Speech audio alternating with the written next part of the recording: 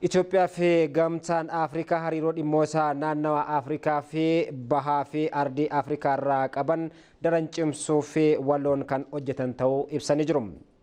Komishinariin Komishinii Gamtaa Afrikaa Mohamed Ali Yesuuf fi Ministeera Dhimma Alaa Dr. Gideon Timoteos wajjin waajjira isaaniitti simachuudhaan mari'atanii jiru.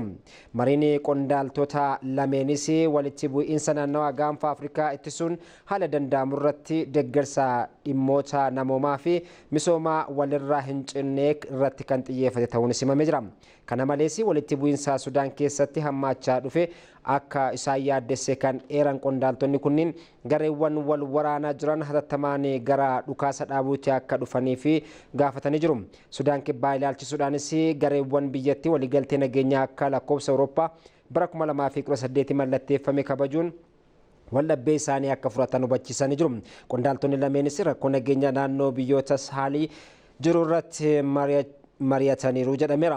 Biyyootni karaa heera mootummaa alaa jijjiirama mootummaa taasisanii dafanii gara sirna heera mootummaatti akka deebi'anis qondaaltonni kunneen gaafatanii jiru.